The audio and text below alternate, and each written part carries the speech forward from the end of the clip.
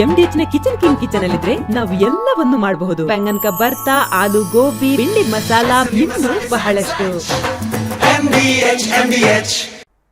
ರೈತರ ಕಷ್ಟಗಳು ಒಂದೆರಡಲ್ಲ. ಉಳುಮೆ, ಗೊಬ್ಬರ, ಆಳು, ಕಾಳು, ಮಳೆ, ಫಸಲು, ಮಾರಾಟ ಒಂದಿಲ್ಲ ಒಂದು ಸವಾಲು ಇರ್ತವೆ.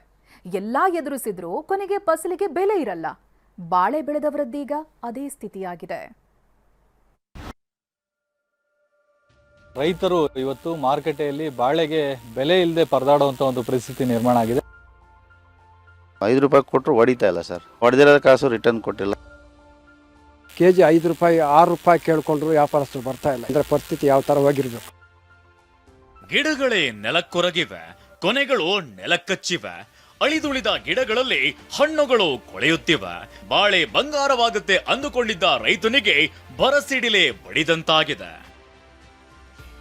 ಕೆಜಿಗೆ 5 ರೂಪಾಯಿಗೂ ಬಾಳೆಹಣ್ಣು ಕೇಳೋರಿಲ್ಲ. ಬಾಳೆಹಣ್ಣಿನ ಬೆಲೆ ಕುಸಿತ, ರೈತರಿಗೆ ಹೊಡೆತ. ಇವರು ನಾರಾಯಣಸ್ವಾಮಿ. ಕೋಲಾರ ತಾಲೂಕಿನ ಉರುಟಿ ಅಗ್ರಹಾರದ ತನ್ನ 1.5 ಎಕರೆಯಲ್ಲಿ ಬಾಳೆ ಬೆಳೆದಿದ್ರು.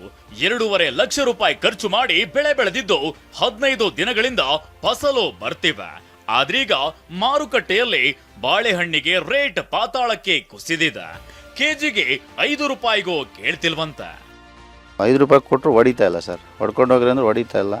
ಸ್ವಲ್ಪ ಹೊಡೆದಿದ್ದಾರೆ, ಹೊಡೆದಿರೋ ಕಾಸು ರಿಟರ್ನ್ ಕೊಟ್ಟಿಲ್ಲ. ಇನ್ನೂ ತೋಟದಲ್ಲೇ ಕೊಳ್ತೋಗ್ತದೆ ಸರ್. ಸಾಲ ಮಾಡಿ ನಾವು ಬಡ್ಡಿಗೆ ತಂದು ಇಲ್ಲಿ ಬೆಳೆ ಮಾಡಿದ್ದೀವಿ ಸರ್.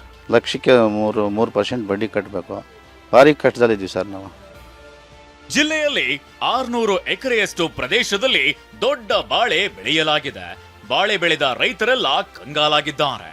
ಕೊಯ್ಲಿನ ಖರ್ಚು ಕೂಡ ಬರೋದಿಲ್ಲ ಅಂತ ತೋಟಗಳಲ್ಲೇ ಹಣ್ಣು ಬಿಟ್ಟಿದ್ದಾರೆ. ಇದೀಗ ಹಣ್ಣು ಕೊಳೆಯುತ್ತಿವೆ. ಕೆಜಿ 5 ರೂಪಾಯಿ 6 ರೂಪಾಯಿ ಕೇಳ್ಕೊಂಡ್ರು ವ್ಯಾಪಾರಸ್ಥರು ಬರ್ತಾ ಇಲ್ಲ. ಯಾಕಂದರೆ ದಿನನಿತ್ಯ ಆಸ್ಪತ್ರೆಗಳಲ್ಲಿ ರೋಗಿಗಳಿಗೆ, ಸ್ಕೂಲ್ ಮಕ್ಕಳಿಗೆ ದಿನನಿತ್ಯ ಬಳಕೆ ಅಂತ ಬಾಳೆ ಇವತ್ತು ಸಂಪೂರ್ಣವಾಗಿ ರೇಟ್ ಇಲ್ಲ, ಕೊಳಿತಾ ಇದೆ. ಅಂದರೆ ಪರಿಸ್ಥಿತಿ ಯಾವ ಥರ ಹೋಗಿರ್ಬೇಕು.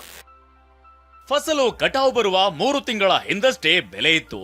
ಆದ್ರೆ ಮಾರ್ಕೆಟ್ನಲ್ಲಿ ದಿಢೀರ್ ಬೆಲೆ ಕುಸಿದಿದ್ದು ಬಾಳೆ ಬೆಳೆದವರ ಬದುಕು ಬೀದಿಗೆ ಬಿದ್ದಂತಾಗಿದೆ. ರಾಜೇಂದ್ರ ಸಿಂಹ, TV9 ಕೋಲಾರ. ಅರೆ ಕಡಿಮೆ ಹಾಕು, ಆದ್ರೆ ಅಸಲಿ ಹಾಕು. MDH ಕಾಶ್ಮೀರಿ ಕೆಂಪು ಮೆಣಸಿನ ಪೌಡರ್.